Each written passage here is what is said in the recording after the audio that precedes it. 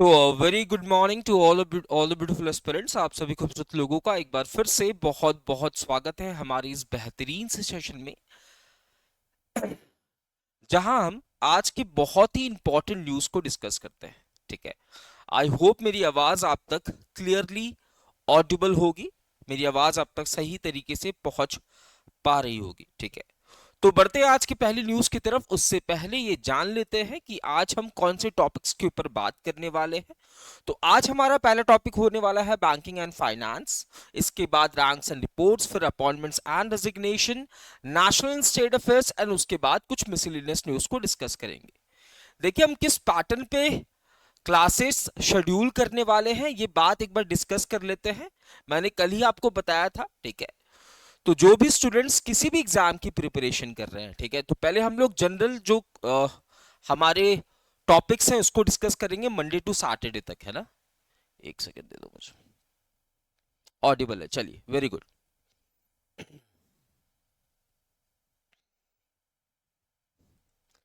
है ना, जो हमारे जनरल टॉपिक्स है इसे हम लोग डिस्कस करेंगे मंडे टू सैटरडे डिस्कस करेंगे। ठीक है, सुबह 8 बजे डिस्कस करने वाले हैं। ठीक है, इसके बाद संडे को दो सेशंस आएंगे। संडे को दो सेशन आने वाले हैं।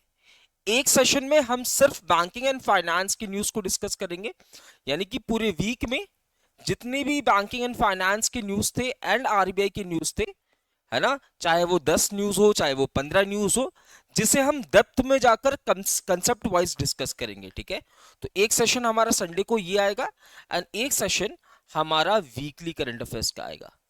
ठीक है, वीकली करंट अफेयर्स जिसमें हम लोग इन्हीं चीजों को देखने वाले हैं। ठीक है, तो एक जनरल टॉपिक्स जिसमें हम लोग नेशनल स्टेट अफेयर्स हो गए, मिसलेनियस न्यूज हो गए, गेम्स एंड स्पोर्ट्स हो गए, स्कीम्स इनिशिएटिव्स हो गए, मीटिंग समिट्स हो गए, एमओयूज हो गए, है ना, फेस्टिवल्स हो गए। तो इन टॉपिक्स को हम लोग मंडे टू सैटरडे सुबह 8 बजे, संडे को दो सेशन, एक वीकली सेशन और एक banking awareness and financial awareness का सेशन हम लोग देखने वाले हैं। तो इस तरीके से आप मेरे साथ जुड़ सकते हैं। ठीक है, तो बढ़ते हैं आज की पहली न्यूज की तरफ। The very first news of today session आप सभी के सामने है, बैंकिंग एंड फाइनेंस से रिलेटेड।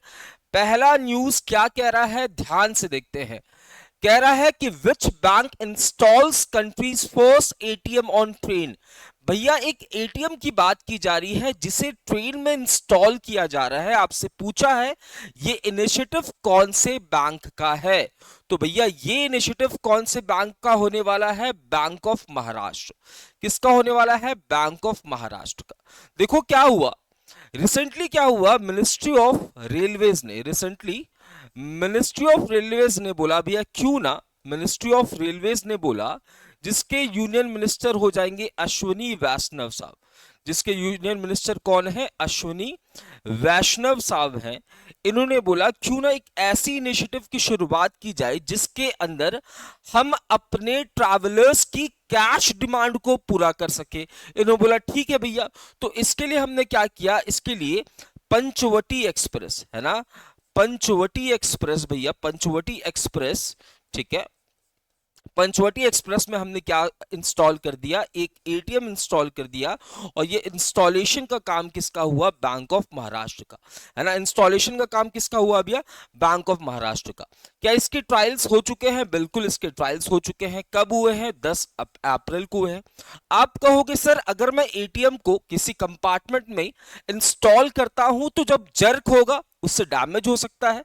नहीं, यहां पे आप देखोगे ये जो इंस्टॉलेशन किया गया है एटीएम का, जो कि इंडिया की पहली ऐसी इनिशिएटिव है जहां पे हम इसे एटीएम ऑन व्हील्स का नाम दे रहे हैं, है ना, एटीएम ऑन व्हील्स का नाम दे रहे हैं। याद रखना बच्चा, ये इनिशिएटिव के अंदर हम लोग, है ना, इस एटीएम को रबर से पैक करके रखेंगे ताकि जो ट्रेन चलती है उसका जो जर्क होता है ना, उससे एटीएम को सुरक्षित रखा जा सके, है ना। तो यहाँ पे रबर पैक्ड होने वाला है, याद रखना, रबर पैक्ड होने वाला है।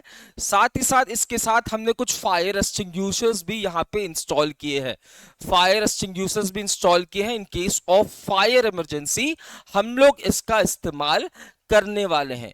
इसका इस्तेमाल करने वाले। Very good. Bank of Maharashtra का ये इनिशिएटिव होने वाला है, ये बात भी आपको ध्यान में रखनी है। पंचवटी एक्सप्रेस जो कि कहां से कहां चलती है, मनमड से सीटीसी चलती है, सीएसटी स्टेशन चलती है ना, है ना, जो कि मनमड स्टेशन से लेकर मनमड को कनेक्ट करेगी सीएसटी स्टेशन से, टीएसटी स्टेशन से। और ये सब क्यों हो रहा है सर? ये सब इसलिए हो रहा है क्योंकि इंडिया जो है वो विकसित भारत बनना चाहती है। इंडिया के टारगेट है भैया विकसित भारत बनने का, और ये टारगेट है 2047 तक। एक बात बताओ, अरे विकसित भारत देश बन जाएगा तो क्या रेलवे को नहीं बनना पड़ेगा? तो under this particular initiative of विकसित भारत, रेलवे भी अपने आप को मॉडर्नाइज करना चाहता है, रेलवे भी खुद को मॉडर्नाइज करना चाहता है। अच्छा, मैं अगर रेलवे की बात कर रहा हूं, अगर मैं रेलवे की बात कर रहा हूं, फटाफट से कमेंट सेक्शन में कौन मुझे कंफर्म करेगा कि रेलवे का target to achieve net zero carbon emission, है ना, रेलवे का target to achieve net zero carbon emission ये कौन से ईयर का है? रेलवे का target to achieve net zero carbon emission ये कौन से ईयर का है? Very good. कौन सी ईयर का? फटाफट से कंफर्म करेंगे। रेलवे का target to achieve net zero carbon emission ये कौन से ईयर का है? ठीक है।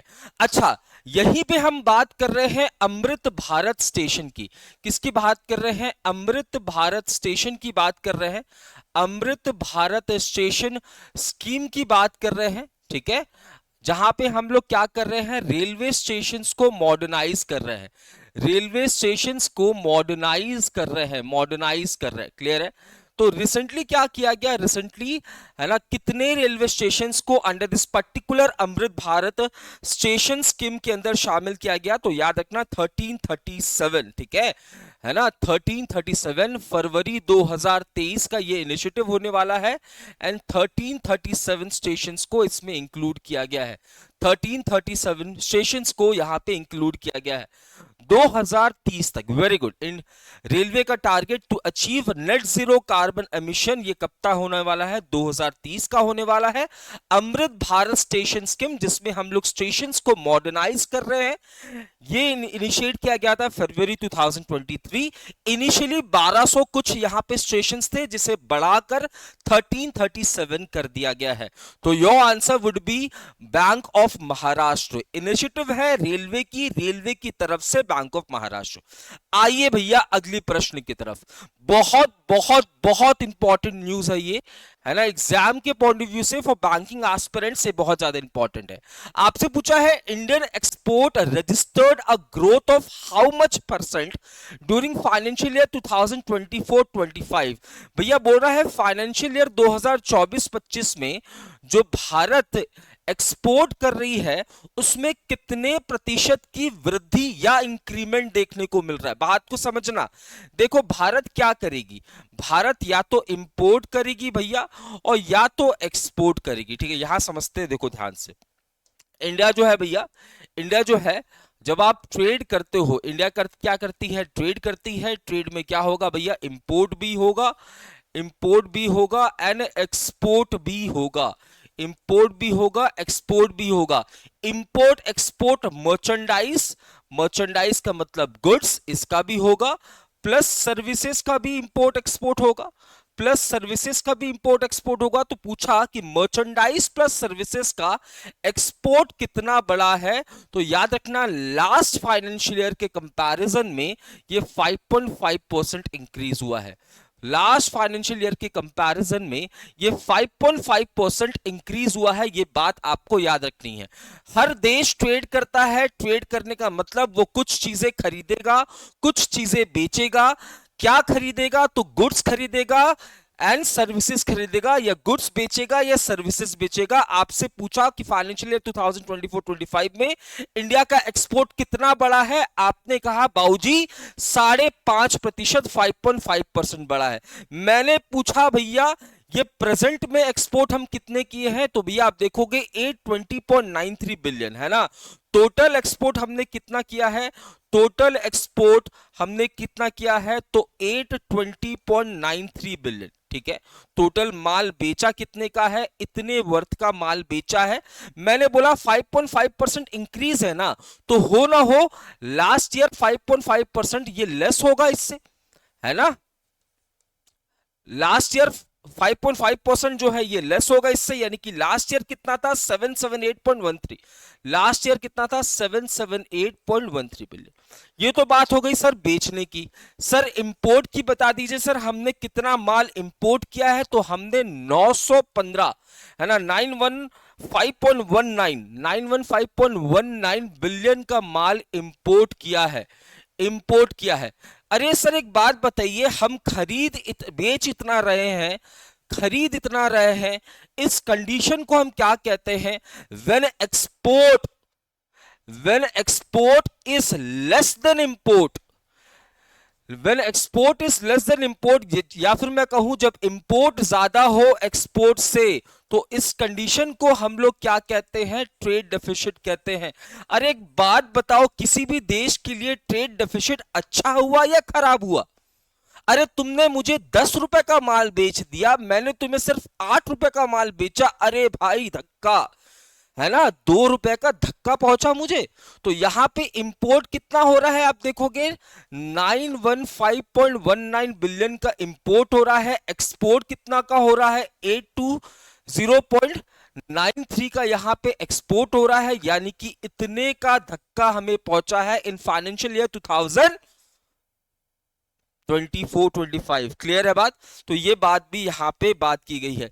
साथ ही साथ इस रिपोर्ट में ये भी कहा गया है कि सर देखिए, हम जो एक्सपोर्ट कर रहे हैं ना, हम जो एक्सपोर्ट कर रहे हैं, जिन जिन चीजों को हम एक्सपोर्ट कर रहे हैं, उसमें सबसे ज्यादा इंक्रीमेंट किसका देखने को मिला, यानी कि सबसे ज्यादा हम क्या एक्सपोर्ट कर रहे हैं, तो आप देखोगे सबसे ज्यादा हम कॉफी एक्सपोर्ट, मतलब कॉफी के एक्सपोर्ट में सबसे ज्यादा इंक्रीमेंट देखने को मिला है 40.37%, 40.37%।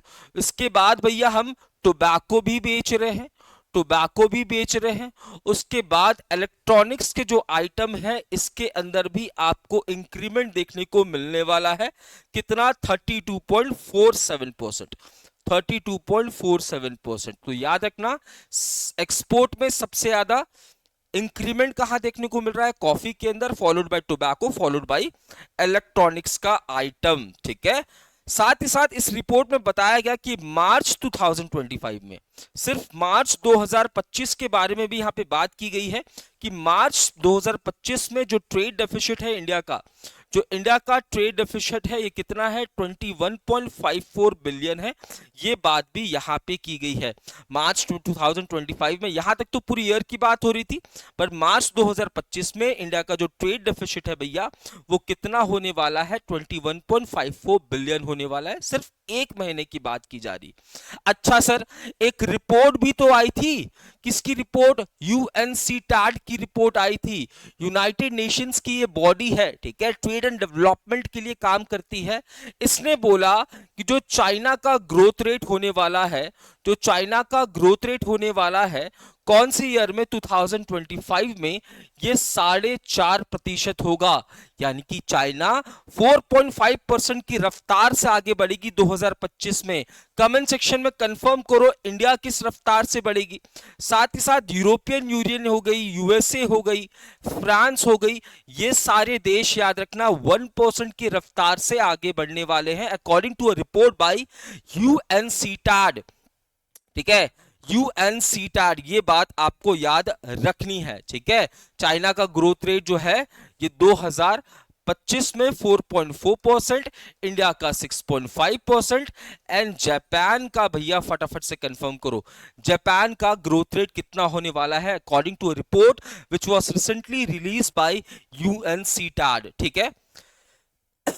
तो ये न्यूज आपको कंफर्म करना है। इंडियन एक्सपोर्ट जो है रजिस्टर कर रही है कितने का ग्रोथ, तो भैया आप देखोगे ग्रोथ कितने का है, 5.5%, ठीक है, 5.5%। और हमारी जो एक्सपोर्ट है वो कितनी है भैया, एक्सपोर्ट हमारी कितनी है, 820.93 बिलियन। ट्रेड डेफिसिट कितने का हो रहा है? 915.19 बिलियन से माइनस कर दोगे 820, तो 80 इधर 95 बिलियन के आसपास का हमारा ट्रेड डेफिसिट है। क्लियर है बात? न्यूज प्लीज कंफर्म करें ये न्यूज क्लियर हुआ? बहुत इंपॉर्टेंट डेटा है, एग्जाम में आपसे डेटा पूछ लेता है, एग्जाम में आपसे डेटा भी पूछ लेता है, ठीक है। जापान का ग्रोथ रेट 0.5% होने वाला है, ये बात आपको ध्यान में रखना। नेक्स्ट न्यूज की तरफ बढ़ते हैं। The very next news is ranks and reports related है। आपसे क्या प्रश्न कर रहा है? Which is the busiest airport in the world according to airport council international world report. ध्यान से समझो, एयरपोर्ट काउंसिल वर्ल्ड है ना, एयरपोर्ट काउंसिल इंटरनेशनल वर्ल्ड की यहां पे बात हो रही है, ठीक है। इसका हेडक्वार्टर कहां पे है? मॉन्ट्रियल, है ना, मॉन्ट्रियल कनाडा में इसका आपको हेडक्वार्टर देखने को मिलने वाला है। कनाडा के अंदर हेडक्वार्टर देखने को मिलने वाला है। इससे स्टैब्लिश करने के पीछे मोटिव क्या है? तो ये एयरपोर्ट स्टैंडर्ड्स के बारे में बताएगा कंट्रीज को कि भैया आपके एयरपोर्ट्स के स्टैंडर्ड क्या होने चाहिए, है ना। एयरपोर्ट्स के स्टैंडर्ड्स के बारे में बताएगा कि आपकी एयरपोर्ट को इन इन इन इन स्टैंडर्ड्स को मेंटेन करने का काम करना पड़ेगा। टोटल इसके पार्टनर एयरपोर्ट्स कितने हैं? टोटल इसके पार्टनर एयरपोर्ट्स कह लो या मेंबर एयरपोर्ट्स कह लो, टोटल कितने हैं? 2000 से ज्यादा एयरपोर्ट्स 175 कंट्रीज के अंदर इसके है, ठीक है।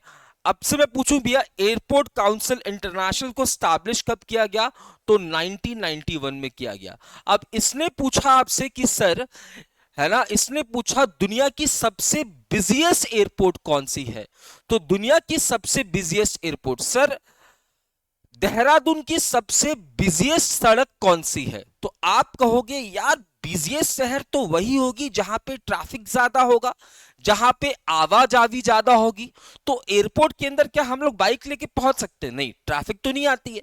एयरपोर्ट के अंदर पैसेंजर्स आते हैं, एयरपोर्ट के अंदर ट्रैवलर्स आते हैं जो एक जगह से दूसरी जगह जा रहे हैं। तो बिजिएस्ट एयरपोर्ट की बात की जा रही है ना। तो यहां होने वाला है भैया हार्ट्सफील्ड जैक्सन अटलांटा इंटरनेशनल एयरपोर्ट जो है दुनिया की बिजिएस्ट एयरपोर्ट। क्या कोई ऐसी एयरपोर्ट है जो कि इंडिया की हो? इस पर्टिकुलर रिपोर्ट में टॉप 10 में है बिल्कुल इंदिरा गांधी एयरपोर्ट जो है वो आपको 9th पोजीशन पे देखने को मिलने वाली है, 9th पोजीशन पे देखने को मिल रही है, ठीक है। रैंकिंग को देख लेते हैं तो Hartsfield Jackson Atlanta international airport which is in USA, ठीक है। आप देखोगे कितने पैसेंजर्स यहां पे ट्रैवल कर रहे हैं और यहां पे आप देखोगे Indira Gandhi international airport which is situated in new Delhi, ये आपको 9th पोजीशन पे। अच्छा फटाफट से कंफर्म करो, रिसेंटली पासपोर्ट इंडेक्स भी तो आया था। अरे नोमाड इंटरनेशनल पासपोर्ट इंडेक्स आया था, नोमाड इंटरनेशनल पासपोर्ट इंडेक्स आया था। कौन कंफर्म करेगा नोमाड इंटरनेशनल पासपोर्ट इंडेक्स में इंडिया की रैंकिंग कौन सी थी? 2025 वाली है ये। उसके बाद हेलने पासपोर्ट इंडेक्स भी तो आया था। अरे सर हेलने पासपोर्ट इंडेक्स भी तो आया था। हेलने पासपोर्ट इंडेक्स के अकॉर्डिंग 2025 में इंडिया की रैंकिंग क्या होने वाली है? फटाफट से कंफर्म करो। हाँ जी, सेशन को शेयर भी करते रहो, ठीक है। आप लोगों का साथ बहुत ज्यादा जरूरी है ना, क्योंकि अब मैं किसी प्लेटफॉर्म पे नहीं पढ़ा रहा हूं, ठीक है। अब मैं अलग से आप लोगों के लिए जो है वो सेशन लेके आ रहा हूं, क्योंकि किसी प्लेटफॉर्म पे जब आप पढ़ाते हो तो बहुत सारी बंदिशें होती हैं, ठीक है। खैर तो नोमाड इंटरनेशनल एयरपोर्ट के अकॉर्डिंग इंडिया की rank 148, very good, very very good, India की रैंकिंग 148 होने वाली है। अच्छा इसमें टॉप किसने किया है? फटाफट से कंफर्म करो, इसमें टॉप किसने किया है? हेलने पासपोर्ट इंडेक्स में इंडिया की रैंकिंग भैया कितनी? 85 होने वाली है। कितनी होने वाली है? 85। इसमें टॉप कितने किया है? सिंगापुर ने टॉप किया है। किसने? सिंगापुर ने। इसमें भैया आयरलैंड ने टॉप किया है। किसने टॉप किया है? आयरलैंड ने टॉप किया है। ये बात भी आपको याद में रखनी है, ठीक है। 85 रैंक इन दी हेलनी पासपोर्ट इंडेक्स, जिसमें आप 57 कंट्रीज में वीजा फ्री ट्रैवल कर सकते हो, वीजा फ्री ट्रैवल कर सकते हो। ये बात भी आपको ध्यान में रख लेनी है। Very good. नेक्स्ट न्यूज क्या कह रहा है, which state tops India justice report 2025। कौन सी स्टेट जो है वो टॉप कर रही है, ध्यान से समझना। India justice report, justice report आपसे पूछा है कौन सी स्टेट टॉप करी है। तो देखो इंडिया जस्टिस रिपोर्ट क्या बताएगा, इंडिया जस्टिस रिपोर्ट आपको बताएगा कि किस स्टेट के अंदर जस्टिस लोगों को सर्व किया जा रहा है। इंडिया जस्टिस रिपोर्ट यही तो बताएगा कि किस देश के अंदर, किस स्टेट के अंदर जस्टिस जो है वो प्रिवेल कर रहा है, जस्टिस लोगों को मिल रहा है। तो इंडिया जस्टिस रिपोर्ट के कुछ पिलर्स हैं। कौन कौन से पिलर्स, पहला उस स्टेट की पुलिस कैसा काम कर रही है ना, जिस पर्टिकुलर स्टेट की आप बात कर रहे हो उस स्टेट की पुलिस कैसा काम कर रही है ना। जुडिशरी कैसा काम कर रही है, जुडिशरी कैसा काम कर रही है, क्या लोगों को लीगल एड मिल पा रहा है, क्या लोगों को लीगल एड मिल पा रहा है, और वहां पे प्रिजन्स की, प्रिजन्स का स्टेटस कैसा है, क्या प्रिजन्स में लोगों को सही तरीके से रखा जा रहा है। ठीक है, तो यहां पे इसके कुछ क्या है पिलर्स हैं जो आपको बताएंगे कि किस स्टेट ने इंडिया जस्टिस रिपोर्ट में टॉप किया है। तो यहां पे टॉप कौन कर रहा है भैया, कर्नाटका।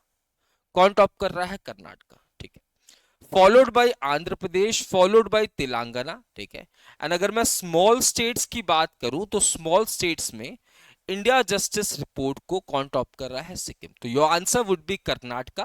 कर्नाटका वो स्टेट है जिसने इन चारों पिलर्स के ऊपर, चारों पैरामीटर्स के ऊपर बेहतरीन काम किया, चारों पैरामीटर्स के ऊपर बेहतरीन काम किया। अच्छा, इस रिपोर्ट में कुछ और बातें कही गई है, उन्हें देख लेते हैं। ठीक है, इस रिपोर्ट में भैया कुछ और बातें कही गई है।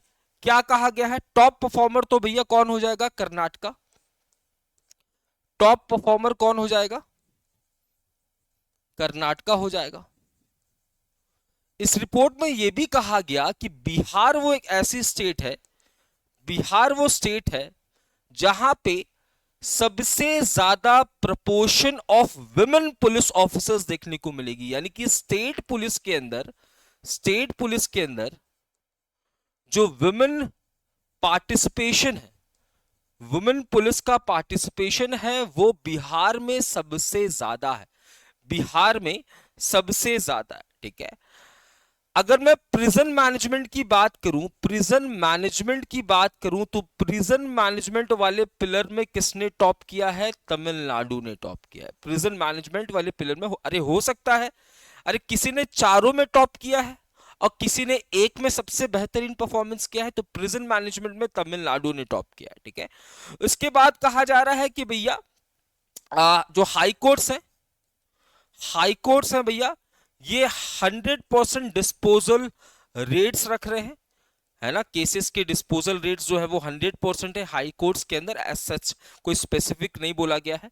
एंड लास्ट पोजीशन की बात करूं तो इंडिया जस्टिस रिपोर्ट में लास्ट पोजीशन यानी कि 18वें नंबर पे वेस्ट बंगाल, 17वें नंबर पे उत्तर प्रदेश एंड 16वें नंबर पे आपको उत्तराखंड देखने को मिलेगा। ठीक है, तो यहां पे India justice report has been recently released. आपको बताना है ये रिपोर्ट किसकी है, तो टाटा की रिपोर्ट है, टाटा की ये रिपोर्ट है जिसने ने बताया कि 4 पिलर्स है, इन सभी पिलर्स पे बेस्ट कौन परफॉर्म कर रहा है, कर्नाटका, सेकंड नंबर पे आंध्र प्रदेश, थर्ड पे Telangana and Sikkim small states में सबसे अच्छा परफॉर्म कर रहा है। लास्ट में वेस्ट बंगाल, यूपी, यूके आपको देखने को मिलने वाला है। ठीक है, क्लियर। चलिए अग्नि न्यूज की तरफ बढ़ते हैं। नेक्स्ट न्यूज है अपॉइंटमेंट एंड रेजिग्नेशन। आपसे पूछा है कि who has been recently appointed as the, ध्यान से न्यूज समझना, chairperson of Indian weightlifting federation athletics commission.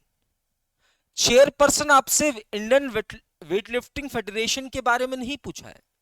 आप ये मत बोल देना कि सर हमसे तो ये क्वेश्चन पूछ रहा है कि इंडियन वेटलिफ्टिंग फेडरेशन का चेयरपर्सन कौन है, बल्कि यहां पे बोला गया है कि इंडियन वेटलिफ्टिंग फेडरेशन की एक बॉडी जिसे हम एथलेटिक्स कमीशन के नाम से जानते हैं, जिसे स्टैब्लिश किया गया 2025 के अंदर, इसके चेयरमैन कौन है, तो याद रखना मीराबाई चानू। कौन है, मीराबाई चानू।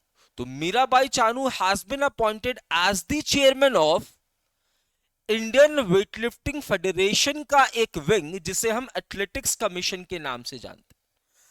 मीराबाई चानू अगर आपको याद हो भैया, सिल्वर मेडलिस्ट है ना। मीराबाई चानू क्या है? सिल्वर मेडलिस्ट है टोक्यो 2020 ओलंपिक्स में। ये क्या है भैया? ये एक वेट लिफ्टर। क्या है? वेट लिफ्टर है। ये बात आपको ध्यान में रखना है।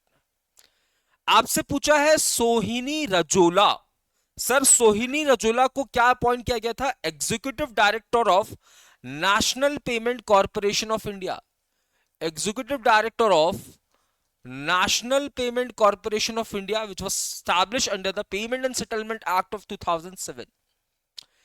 सर सीमा अग्रवाल जी को तो भैया डायरेक्टर जनरल अपॉइंट किया गया था, है ना, याद आ रहा है? डायरेक्टर जनरल अपॉइंट किया गया था फायर एंड रेस्क्यू सर्विसेज का। फायर एंड रेस्क्यू सर्विसेज का डायरेक्टर जनरल किसे अपॉइंट किया गया था? सीमा अग्रवाल। बात करूं नीलम दुनगना, नीलम दुनगना को भैया गवर्नर अपॉइंट किया गया है नेपाल राष्ट्रीय बैंक का। नेपाल राष्ट्रीय बैंक का गवर्नर किसे अपॉइंट किया गया है? एक्टिंग गवर्नर किसे अपॉइंट किया गया है? नीलम धुनगना जी को। नीलम धुनगना जी को सिल्वर मेडलिस्ट है टोक्यो ओलंपिक्स 2020। क्लियर है? आई नेक्स्ट न्यूज आपसे क्या कह रहा है? Who has been appointed as a chairperson of the committee form by the Tamil Nadu government to review centre state relation. केंद्र राज्य संबंधों की समीक्षा के लिए तमिलनाडु सरकार द्वारा गठित समिति के अध्यक्ष के रूप में किसे नियुक्त किया गया? तो देखो तमिलनाडु एंड सेंट्रल गवर्नमेंट के बीच में काफी विवाद है ना। जैसे एनईपी को लेकर यहाँ पे विवाद आपको देखने को मिलेगा। एनईपी को लेकर तमिलनाडु गवर्नमेंट जो है वो सेंटर के खिलाफ है, ठीक है। उसके बाद नीट परीक्षा के लिए के अंदर भी जो सेंटर के डिसीजंस थे वहां पे भी जो है दोनों के मत जो है वो नहीं मिल पा रहे हैं। जिसके बाद यहाँ पे तमिलनाडु गवर्नमेंट जिसको लीड कर रहे हैं एमके स्टालिन साहब, इन्होंने एक कमेटी को फॉर्म किया। आपसे पूछा इस कमेटी को लीड कौन करेंगे? तो इस कमेटी को लीड करेंगे भैया कौन? जस्टिस कुरियन जोसेफ, है ना। और ये जो कमेटी होने वाली है, याद रखना, ये जो कमेटी होने वाली है वो 1 जनवरी 2026 तक अपनी इंटरिम रिपोर्ट जो है वो प्रेजेंट करेगी। इंटरिम रिपोर्ट प्रेजेंट करेगी, है ना। साथ ही साथ आने वाले 2 सालों में अपनी फाइनल रिपोर्ट जो है वो प्रेजेंट करने वाली है। फाइनल रिपोर्ट प्रेजेंट करने वाली है। तो जो Tamil Nadu government and central government के बीच में जो विवाद है ना, स्टेट गवर्नमेंट के ऑटोनॉमी से रिलेटेड, जो विवाद है state Tamil Nadu government and central government के बीच में, उसके लिए एक कमिटी को फॉर्म किया है। उस कमिटी को लीड कौन कर रहे हैं? Justice Korean Joseph. कौन कर रहे हैं? Justice Korean Joseph. ये भैया हिमाचल प्रदेश हाई कोर्ट के चीफ जस्टिस रह चुके हैं। एंड ये फॉर्मर सुप्रीम कोर्ट के जज है। फॉर्मर सुप्रीम कोर्ट के जज भी रह चुके हैं, ठीक है। फॉर्मर सुप्रीम कोर्ट के जज भी रह चुके हैं। क्लियर है बात? आइए अगली न्यूज की तरफ। Next news is who has been recently appointed as a chairman of 23rd law commission. हाल ही में 23वें विधि आयोग। देखो लॉ कमीशन को फॉर्म किस लिए किया जाता है? लॉ कमीशन को फॉर्म किया जाता है किसके द्वारा? सेंट्रल गवर्नमेंट के द्वारा। अरे एक कमीशन फॉर्म होगी, वो कमीशन कुछ अपनी रिकमेंडेशंस देगी। तो याद रखना ये लीगल मैटर्स के ऊपर अपनी रिकमेंडेशन देती है। लीगल मैटर्स के ऊपर अपनी रिकमेंडेशन देगी टू दी सेंट्रल गवर्नमेंट। ये जो 23rd लॉ कमीशन को फॉर्म किया गया है, ये सबसे ज्यादा फोकस करने वाली है यूनिफॉर्म सिविल कोड के ऊपर। किसके ऊपर? यूनिफॉर्म सिविल कोड के ऊपर। ये वही यूनिफॉर्म सिविल कोड है जिसे रिसेंटली, है ना, उत्तराखंड फर्स्ट स्टेट बनती है इसे इंप्लीमेंट करने वाली। अगर मैं लॉ कमीशन की इतिहास की बात करूं, लॉ कमीशन की हिस्ट्री की बात करूं, तो ऐसा नहीं है कि आजाद भारत में ही पहला लॉ कमीशन फॉर्म किया गया था। सबसे पहला जो लॉ कमीशन फॉर्म किया गया था भैया, वो कब फॉर्म किया गया था? फटाफट से कंफर्म करो। सबसे पहला है ना लॉ कमीशन फॉर्म किया गया था 1834 में, किसके द्वारा? विलियम बेंटिक के द्वारा, विलियम बेंटिक के द्वारा। और अगर मैं आजाद भारत की बात करूं, फ्री इंडिया की बात करूं, तो फ्री इंडिया का पहला लॉ कमीशन 1955 में स्टैब्लिश किया गया था, है ना? कितने सालों के लिए? तो 1958 तक चलता है। इसके चेयरपर्सन कौन हो जाएंगे? तो आजाद भारत का जो पहला लॉ कमीशन था, इसके चेयरपर्सन वही है जो कि आजाद भारत के पहले अटॉर्नी जनरल है ना? क्या नाम हो जाएगा? सेटलवर्ड। ठीक है, क्या नाम हो जाएगा? MC Setalvad, MC. ठीक है, तो मैंने बोला लॉ कमीशन को सबसे पहले 1834 ब्रिटिश इंडिया में विलियम बेंटिक के द्वारा, फ्री इंडिया में 1955 में। 3 सालों के लिए चेयरपर्सन कौन थे? एमसी स्टटलवर्ड। ये वही व्यक्ति हैं जो कि आजाद भारत के पहले अटॉर्नी जनरल भी अपॉइंट किए गए। तो लॉ कमीशन कितने सालों के लिए फॉर्म होता है? 3 सालों के लिए फॉर्म होता है। फिलहाल जो लॉ कमीशन चल रहा है वो कौन सा वाला है? 22nd लॉ कमीशन है। कौन सा वाला है? 22nd लॉ कमीशन है, जिसको लीड कौन कर रहे हैं? ऋतुराज अवस्थी साहब। कौन लीड कर रहे हैं? जस्टिस ऋतुराज अवस्थी लीड कर रहे हैं। ये जो 22nd लॉ कमीशन है भैया, 22nd लॉ कमीशन है, इसका टेन्योर कब तक का होने वाला है? तो 22nd लॉ कमीशन का टेन्योर जो है 31 अगस्त 2024 को समाप्त हो गया। 31 अगस्त 2024 को यह समाप्त हो चुका है। अब 23rd लॉ कमीशन को फॉर्म किया जा रहा है, फॉर्म किया जा चुका है 23rd लॉ कमीशन को, जो कि काम करेगी 1 सितंबर से लेकर 1 सितंबर 2024 से लेकर अगस्त 2027, यानी कि 3 साल तक के लिए काम करेगी। इसके चेयरपर्सन आपसे पूछा है, इसके चेयरपर्सन जस्टिस दिनेश महेश्वरी जी को अपॉइंट किया जा रहा है। क्लियर है? दिनेश महेश्वरी जी को। Very good. ठीक है, तो लॉ कमीशन फॉर्म किया जाता है सेंट्रल गवर्नमेंट के द्वारा। ये सेंट्रल गवर्नमेंट को लीगल मैटर्स में रिकमेंडेशन सजेशन देती है। ठीक है, इस बार की जो लॉ कमीशन है उसका स्पेशल फोकस होने वाला है यूनिफॉर्म सिविल कोड के ऊपर। ये वही यूनिफॉर्म सिविल कोड है जिसे इंप्लीमेंट करने वाली पहली स्टेट कौन थी? उत्तराखंड थी। आजाद भारत की पहली लॉ कमीशन 1955 में स्टैब्लिश होता है, जो कि 1958 तक काम करता है। इसके चेयरपर्सन थे एमसी स्टटलवर्ड। ये वही व्यक्ति हैं जो कि भारत के पहले अटॉर्नी जनरल भी होने वाला है। ठीक है, आइए नेक्स्ट न्यूज की तरफ बढ़ते हैं। नेशनल एंड स्टेट अफेयर्स की बात हो रही है। Supreme court sets dash month deadline for trial in child trafficking cases. Supreme court ने बाल तस्करी के मामलों में सुनवाई के लिए डैश महीने की समय सीमा तय की। अगर कोई बाल तस्करी में इन्वॉल्व है ना, तो भैया उसकी क्या होगी? उसकी जो मुजरिम है उसकी ट्रायल्स चलेंगी। ट्रायल्स चलने के बाद उसको जिम्मेदार ठहराया जाएगा, उसको जेल भेजा जाएगा, या जो भी सजा उसको सुनाई जाएगी। तो बोला जा रहा है सुप्रीम कोर्ट के द्वारा, सुप्रीम कोर्ट ने अपने सभी लोअर कोर्ट्स को कहा, सुप्रीम कोर्ट ने भैया, है ना, हाई कोर्ट को भी बोला एंड लोअर कोर्ट्स को भी बोला कि भैया देखो, जो चाइल्ड ट्रैफिकिंग के केसेस है ना, उसकी जो सुनवाई है वो मात्र 6 महीने में हो जानी चाहिए। मात्र 6 महीने में चाइल्ड ट्रैफिकिंग के जो मामले हैं उनकी सुनवाई जो है वो हो जाना चाहिए। ये डिसीजन किसका आता है? सुप्रीम कोर्ट का आता है। ठीक है, तो यहां पे 2 जजेस की बेंच बैठ रही है, 2 जजेस की एक बेंच बैठी। एग्जाम में आपसे 2 जजेस की बेंच में कौन कौन थे इनका नाम पूछ लेगा। तो एक थे परदीवाला, जस्टिस परदीवाला। ठीक है, और एक जज कौन से थे भैया? अभी कंफर्म करता हूं, एक जज कौन से थे। तो 6 महीने में चाइल्ड ट्रैफिकिंग के जितने भी मामले होंगे उनके ट्रायल्स पूरे हो जाने चाहिए। ठीक है, आइए next news is who recently inaugurated Amravati airport. तो अमरावती एयरपोर्ट को रिसेंटली इनॉग्रेट किया गया है देवेंद्र फडणवीस के द्वारा। ठीक है, देवेंद्र फडणवीस ने अमरावती एयरपोर्ट को इनॉग्रेट किया है। ठीक है, अब यहां पे देखो और भी बहुत सारी चीजें हुई। ठीक है, पहला, अमरावती एयरपोर्ट को इनॉग्रेट किया जा रहा है। ठीक है, दूसरा, अमरावती से लेकर मुंबई तक के लिए, है ना, जो प्लेन्स हैं उसको लॉन्च किए गए, फ्लाइट्स हैं उसको लॉन्च किए गए, फ्लाइट्स हैं उसको लॉन्च किए गए।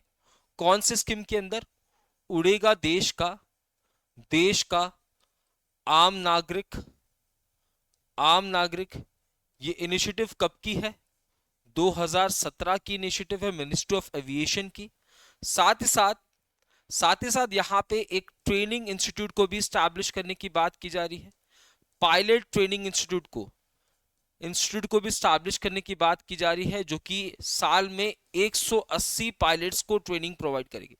साल में 180 पायलट्स को ट्रेनिंग प्रोवाइड करेगी। तो 3 इनिशिएटिव को यहां पे इनॉग्रेट किया गया है। पहला अमरावती एयरपोर्ट, दूसरा अमरावती से लेकर मुंबई तक के लिए फ्लाइट्स की शुरुआत की गई है, डोमेस्टिक फ्लाइट है, अंडर विच इनिशिएटिव उड़ेगा देश का आम नागरिक, which was launch in the year 2017। देखो ये इंप्लीमेंट 2017 में हो रहा है भैया, अप्रैल 2017 में ये इंप्लीमेंट हो रहा है, याद रखना, अप्रैल 2017 में। ऑल्सो पायलट्स को ट्रेनिंग प्रोवाइड की जाएगी, यहां पे 180 पायलट्स पर ईयर इनको ट्रेनिंग प्रोवाइड की जाएगी। आई विच स्टेट यूनियन टेरिटरी ने लॉन्च किया है ई सेहत एप्लीकेशन? तो भैया ई सेहत एप्लीकेशन का मतलब क्या है भैया?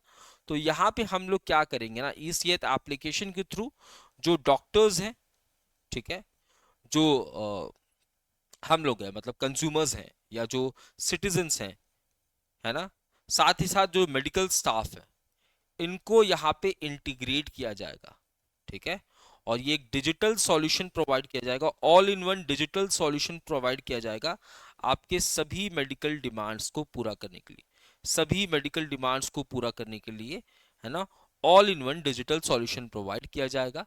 इनिशिएटिव किसकी है? तो जम्मू एंड कश्मीर की। सिंपल सी न्यूज थी, जम्मू एंड कश्मीर में रिसेंटली लॉन्च किया है ई सेहत एप्लीकेशन। इसका मोटिव क्या है? तो भैया डॉक्टर्स को, सिटीजन्स को, मेडिकल स्टाफ को हम लोग इंटीग्रेट करने वाले हैं।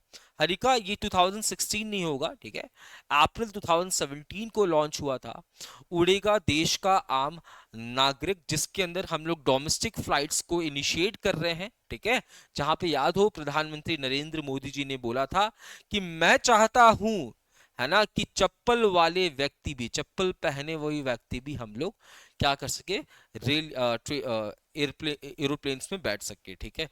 मैं तो जूते पहन रहा हूं, आज तक नहीं बैठा मैं भैया, ऐसे कैसे चलेगा। आइए चलिए कुछ मिसलेनियस न्यूज को डिस्कस कर लेते हैं। तो वर्ल्ड आर्ट डे, ठीक है, वर्ल्ड आर्ट डे जो है ये सेलिब्रेट किया जाता है 15 अप्रैल को। हेमोफीलिया डे, है ना, ये हर साल सेलिब्रेट किया जाता है 17 अप्रैल को। और ये ना इनहेरिट होता है, हेमोफीलिया जो डिजीज है ये आप डेवलप नहीं करते हो, ठीक है। हेमोफीलिया डिजीज जो है ये इनहेरिट होके आता है, आपके पेरेंट्स से, आपके दादा परदादा से आता है। इसमें बेसिकली क्या होता है कि हमारी बॉडी में जो प्रेजेंट है, हमारे बॉडी में ब्लड क्लॉटिंग की जो कैपेसिटी है वो कम हो जाती है या तो समाप्त हो जाती है। अब तुम सोचो, देखो जनरली जब आपका हाथ कटता है और इसे छोड़ दो तो कुछ समय के बाद ये खून बहना जो है वो बंद हो जाता है, खून क्लॉट होना शुरू हो जाता है, जमना शुरू हो जाता है। तो वो किस वजह से होता है कि हमारे बॉडी में ब्लड क्लॉटिंग करने के लिए हमारे पास कैपेबिलिटी होती है, ठीक है। बट हेमोफीलिया के केसेस में क्या होता है, इसे हम रॉयल डिजीज भी बोलते हैं, है ना, हेमोफीलिया 1, हेमोफीलिया ए, हेमोफीलिया बी, इसे क्रिसमस डिजीज बोलते हैं, क्रिसमस डिजीज बोलते हैं। और ये जनरल लोगों में यही पाया जाता है, ठीक है, बहुत रेयर केस होता है, बहुत रेयर डिजीज है जो कि इनहेरिट होके आप तक पहुंच जाता है, ठीक है। वर्ल्ड हेमोफीलिया डे, इसे रॉयल डिजीज भी कहते हैं, है ना, जो रॉयल फैमिली थी हमारे यूके की, उनमें काफी ज्यादा जो है वो देखा गया था। और आप देखोगे जो रॉयल फैमिलीज के मेंबर्स थे ना, वो यहाँ तक पूरा फुल स्लीव्स चीजों को पहनते थे। इसके बाद वर्ल्ड हेरिटेज डे, है ना, सेलिब्रेट किया जा रहा है 18 अप्रैल को, जो जितने भी हमारी हेरिटेजेस है उनको प्रोटेक्ट करने के लिए, ठीक है। इसके बाद देखो आर्चरी वर्ल्ड कप चल रहा है। देखो आर्चरी वर्ल्ड कप ना पहला स्टेज समाप्त हो चुका है, जहां पे इंडिया ने 1 गोल्ड 1 सिल्वर एंड 2 ब्रोंज जीते हैं।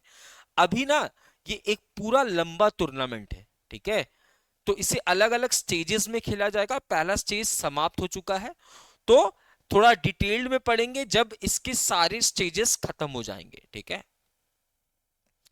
नेक्स्ट इज 172nd एनिवर्सरी हम सेलिब्रेट कर रहे हैं। 172 साल कब से, जब पहली ट्रेन जो है वो भारत में चली थी, ठीक है। इसके बाद न्यूयॉर्क ने डिसाइड किया है कि अप्रैल 14 को हम लोग BR अंबेडकर डे के रूप में सेलिब्रेट करेंगे, जिस दिन हम लोग अंबेडकर जयंती के रूप में सेलिब्रेट करते हैं। इसके बाद यहाँ पे इंडियन नेवी सेलिब्रेट कर रही है थर्ड एडिशन ऑफ कौन सा भैया, तो मेघायन 2025। ध्यान से समझना, 14 अप्रैल 2025 को हमारी देश की नेवी सेलिब्रेट कर रही है मेघायन 2025। कहां पे, नौसेना भवन न्यू दिल्ली के अंदर। किस लिए सेलिब्रेट किया जा रहा है, तो हम लोग वर्ल्ड मेट्रोलॉजिकल ऑर्गेनाइजेशन के फॉर्मेशन की वजह से, है ना। वर्ल्ड मेट्रोलॉजिकल ऑर्गेनाइजेशन एक वो बॉडी जो कि वेदर फोरकास्ट वगैरह करने का काम करती है। इंडिया के अंदर भी आपको इंडियन मेट्रोलॉजिकल डिपार्टमेंट देखने को मिलेगा। तो इसके कमेमोरेशन के लिए, जहां पे आप देखोगे दिनेश त्रिपाठी साहब जो है वर्चुअली इनॉग्रेट कर रहे हैं इस पर्टिकुलर मेघायन 25 को, ठीक है। तो ये था हमारा आज का सेशन कैसा लगा ये बात आप कमेंट सेक्शन में मेरे साथ शेयर कर सकते हैं, ठीक है। अब हम लोग मिलेंगे कल, यानी कि संडे को 2 सेशंस होने वाली हैं। एक हमारी वीकली सेशन, दूसरी हमारी पूरी वीक के सभी important banking awareness and financial awareness का सेशन।